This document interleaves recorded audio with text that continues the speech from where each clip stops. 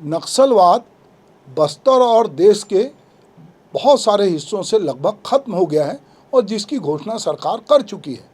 पर क्या शहरी नक्सलवाद या कहें दिमागी नक्सलवाद जो है वो क्या अभी भी बढ़ रहा है या वो कायम है? ये बात मैं इसलिए कह रहा हूँ, हमारे प्रधानमंत्री ने 15 अगस्त स्वतंत्रता दिवस को लाल किले की प्राचीर से जो भाषण दिया उसमें उन्होंने दिमागी नक्सलवाद की बात कही। अब इसको लेकर पूरे देश में एक नए तरह का विमर्श प्रारंभ हो गया है कि क्या कोई दिमागी नक्सलवाद भी होता है। तो इसको लेकर लोग लगातार बात कर रहे हैं कि आपके दिमाग में क्या चल रहा है, आपका दिमाग क्या सोचता है। हमारा दिमाग जो है वो कई तंत्राओं से संचालित होता है, उसमें बहुत सारे थाट आते हैं और बहुत सारी चीज़ें आती है, पर चूँकि हम एक व्यवहारिक जीवन में होते हैं तो हम दिमाग में जो कुछ चीज़ें आती हैं या दिमागी खुरापात कहें या दिमाग में नए तरह की संरचना कहें, पर हम इम्प्लीमेंट उसी को करते हैं जो समाज व्यवस्था में या नियम कानून के तहत आता है। तो लोग दिमाग में क्या सोच रहे हैं, किसी के दिमाग में घुस के देखना, एआई हो सकता है कि ऐसा कर ले भविष्य में कि वो आपका दिमाग पढ़ ले, क्योंकि अभी बहुत सारी चीज़ें एआई समझने लगा है।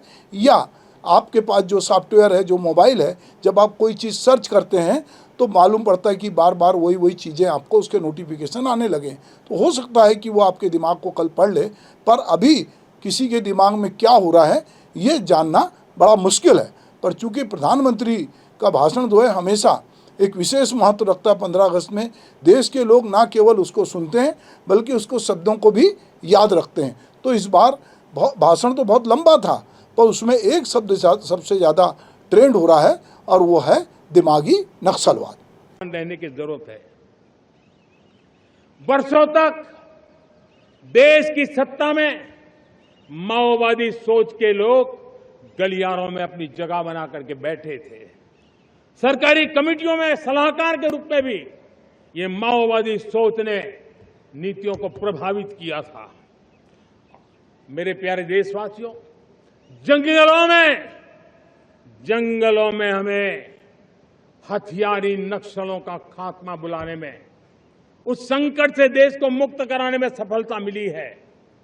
लेकिन हथियारी नक्सल तो गए, लेकिन दिमागी नक्सल, ये दिमागी नक्सल मौके की तलाश में है, हिंसा अराजकता के वो रास्ते खोज रहे हैं, समाज को गलत राह पर घसीटने के लिए भांति भांति के दांव कर रहे हैं।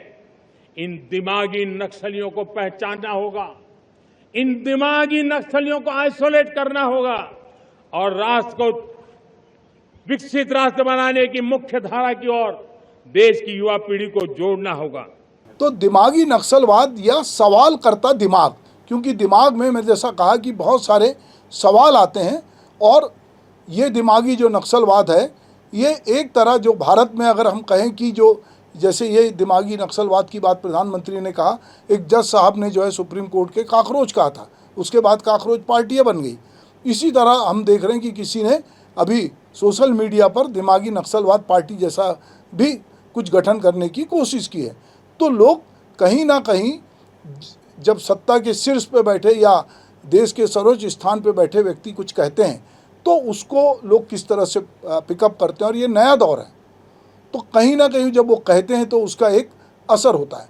इस बार प्रधानमंत्री नरेंद्र मोदी के भाषण के एक शब्द ने सबसे ज़्यादा जो लोगों का ध्यान खींचा है उसका नाम है दिमागी नक्सलवाद, और इसके बाद जो हुआ वो शायद इस शब्द से भी ज़्यादा दिलचस्प है। सोशल मीडिया पर उसका जवाब आया दिमाग मुक्त भारत, व्यंग शुरू हो गया। पहले नक्सलवाद जंगल में था, फिर वो जो है अर्बन नक्सलवाद के रूप में आया, विश्वविद्यालयों सेमिनारों में खोजा गया, फिर आंदोलनकारियों में आया, टुकड़े टुकड़े गैंग के रूप में आया और अब नक्सलवाद सीधे दिमाग में पहुंच गया है। सवाल ये है कि क्या अब सवाल पूछने वाला दिमाग भी संदिग्ध हो जाएगा? अब आपसे कोई पूछेगा कि क्या बेरोजगारी पे सोचते हो, आप कहेंगे जी। महंगाई पे सवाल करते हो, जी। पेपर लीक पर चिंता है, जी। सरकार से सवाल पूछते हो, जी। अगर आपका उत्तर हर तरह से जी में है तो आपके दिमाग में ये गतिविधियां संदिग्ध पाई जा सकती हैं, क्योंकि आप वो सारे सवाल के लिए हाँ बोल रहे हो जो लगता है कि जो भी मौजूदा सत्ता है उसको ये रास नहीं आता। ये एक तरह का व्यंग है, लेकिन क्या इसके भीतर लोकतंत्र का कोई गंभीर सवाल भी छिपा हुआ है? तो निश्चित रूप से उसका जवाब है हाँ। पहले एक बात बिल्कुल साफ कर ली जाए कि नक्सलवाद कोई मजाक नहीं है, बहुत लोगों की जानें गई हैं और निश्चित रूप से छत्तीसगढ़ ने उसका दंश और पूरे देश ने उसका दंश झेला है।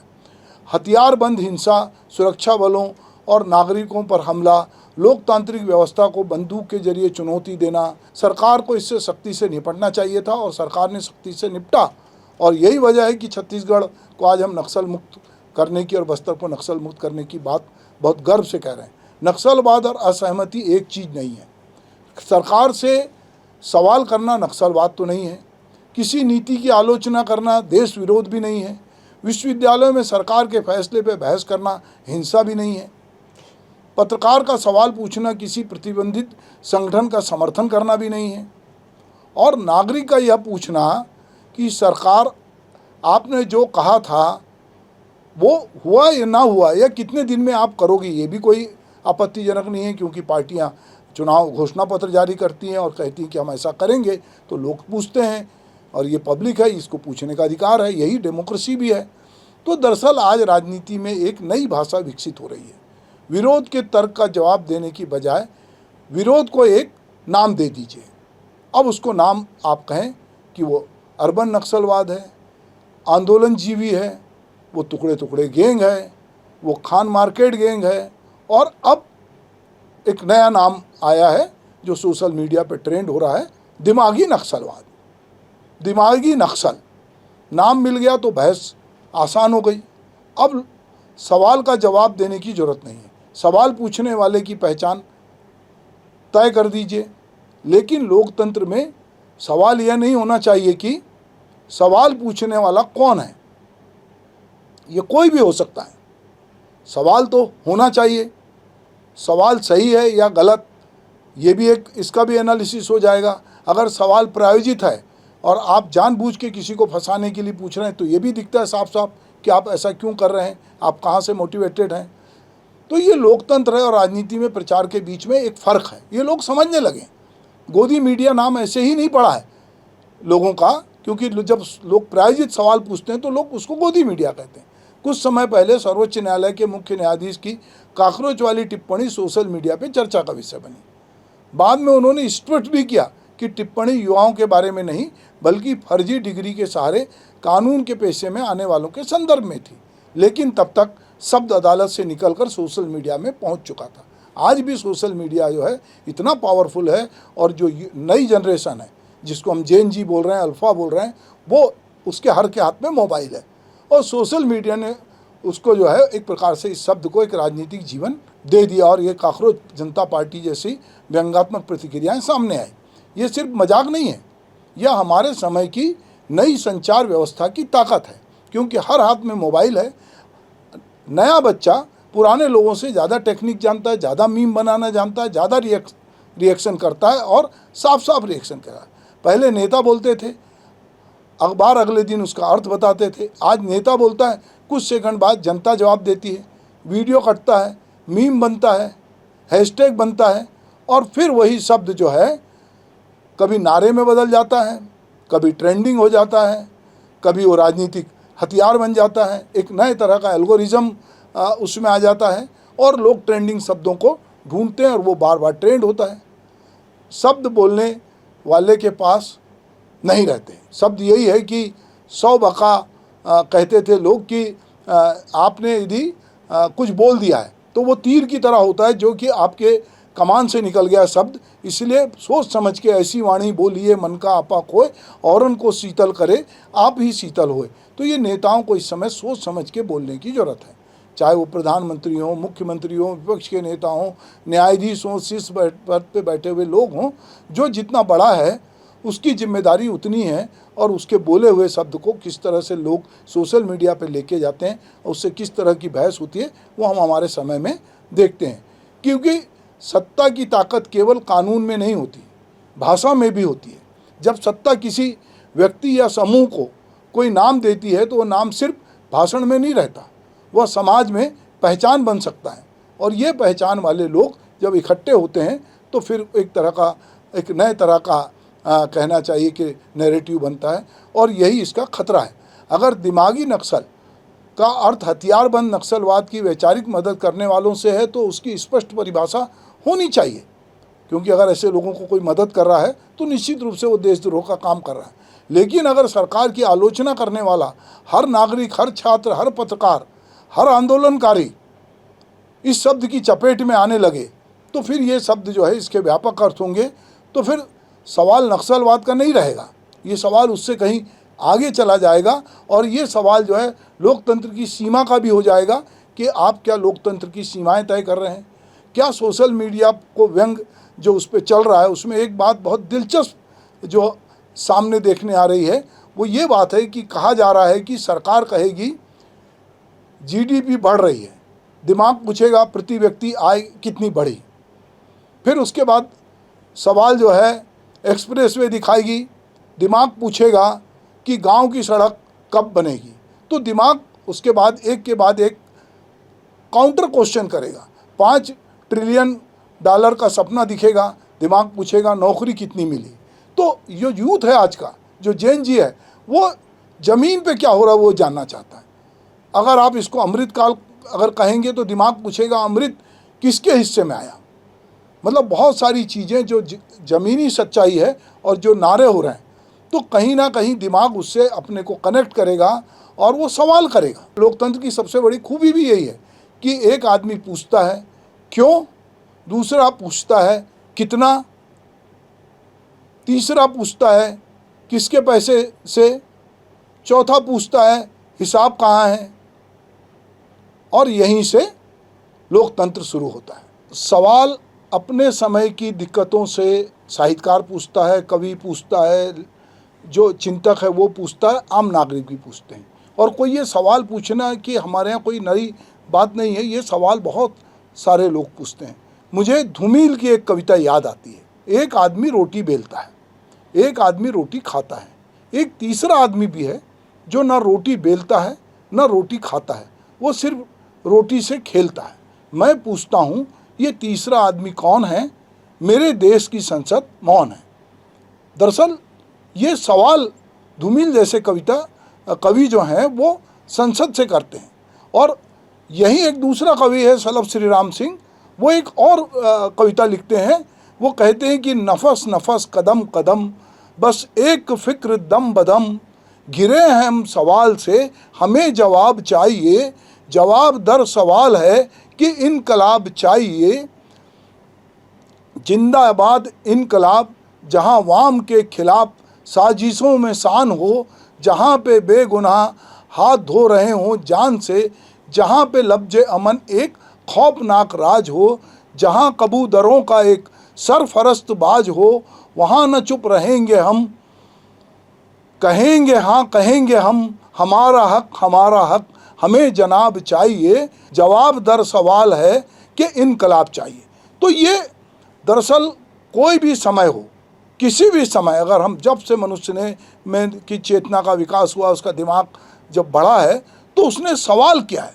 और ये सवाल एक छोटा बच्चा भी अपनी माँ से करता है, एक पड़ोस से करता है, बहुत सारी उसकी जिज्ञासा होती है, उत्सुकता होती है, और वो धीरे धीरे उत्सुकता जिज्ञासा सवाल में बदलती है, उसका दिमाग काम करने लगता है और उसका दिमाग जो है वो सोचता है।